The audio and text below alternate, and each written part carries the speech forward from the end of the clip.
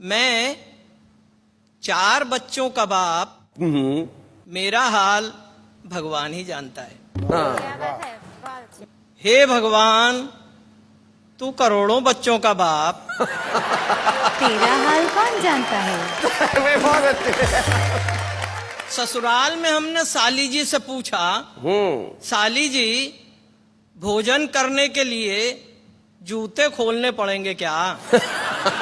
तो जवाब मिला, खोलोगे नहीं तो खाओगे क्या? लड़के का बाप शादी से पहले जब लड़की को देखने आया तब उसने उससे पूछा, आपको धार्मिक ग्रंथों में से क्या क्या आता है? जी। लड़की बोली, रामायण आती है। हाँ। वह तो मैं आपको यहीं पे पढ़ के सुनाऊंगी और महाभारत आपके घर में आने के बाद करवाऊंगी।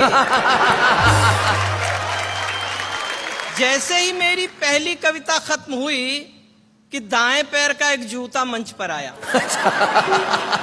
दाएं पैर का एक जूता मंच पर आया, मैं घबराया। पड़ोस में ही शैलेश जी बैठे थे। मैंने उनसे पूछा, भैया आप क्या करूं बताइए? वे बोले, एक जूते का करोगे भी क्या, एक कविता और सुनाइए। तो उनके आग्रह पर एक कविता और जी जी, मेरे आग्रह पे एक कविता और सुनाइए। धन की क्या स्थिति हो गई है, उसका क्रय मूल्य कितना घट गया है। जी। भीख में दिया हुआ 1 रुपए का सिक्का भिखारी ने मुझे वापस लौटा दिया। 1 रुपए का सिक्का जब भिखारी ने मुझे वापस लौटा दिया तो मैंने कहा, जनाब मेरा एक उसूल है, मैं किसी भी भिखारी को 1 रुपए से ज्यादा भीख में नहीं देता। भिखारी बोला, हुजूर मेरा भी एक उसूल है, मैं किसी भिखारी से भीख नहीं लेता।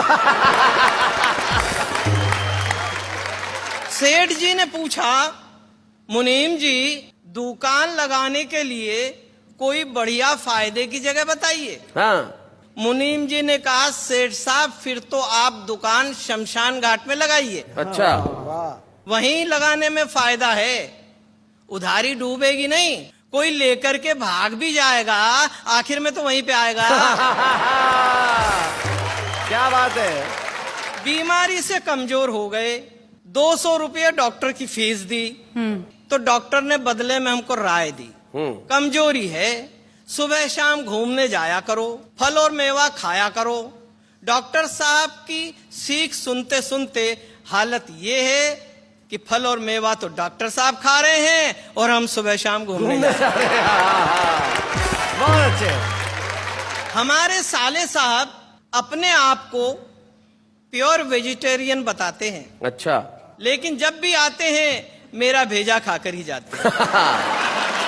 आयोजक जी ने पूछा, भट्टर जी आप कहां तक पढ़े हो? अच्छा। हमने कहा, क्या पढ़े, बचपन में शादी हो गई, हम मना करते और लड़ते रह गए। ज्ञान की गहराइयों को छोड़कर अज्ञान की ऊंचाई चढ़ते रह गए। सब संगी साथी पास हो आगे बढ़े, हम एक कक्षा में ही अड़ते रह गए। अरे सुबह तो एग्जाम था इतिहास का, हम रात भर भूगोल पढ़ते रह गए। भाई बहुत अच्छे। एक व्यंग का टुकड़ा और दे रहा हूं जी। मुनादी हुई कि अपने अपने हथियार पास के थाने में जमा करवा दें। जी। अच्छा। हमने भी सरकारी हुक्म के प्रति अपनी मुस्तैदी दिखा दी। बंदूक, तलवार, बर्छे और भालों के बीच अपनी कलम थाने में जमा करवा दी। क्या बात है भाई, वाह वाह वाह वाह वाह वाह। बहुत बढ़िया, वाह भाई। बहुत बड़ी बात, बहुत अच्छी बात। बेटा बोला, माँ मैं तुम्हारे दूध का कर्ज चुका दूं। अच्छा। ऐसा विचार मेरे मन में आ रहा है। माँ बोली, बेटे पहले दूध वाले का तो चुका दे।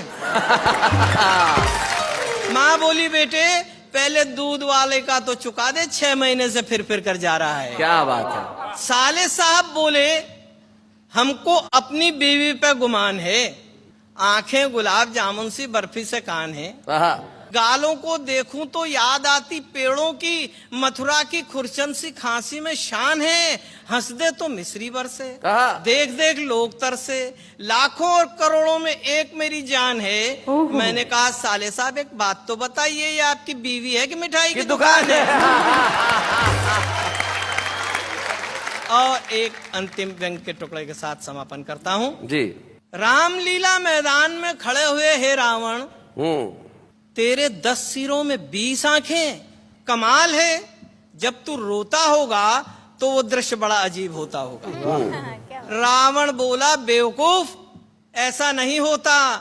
रावण के राज में जनता रोती है, रावण नहीं रोता। क्या बात है, वाह, रावण से वाह, राज वाह।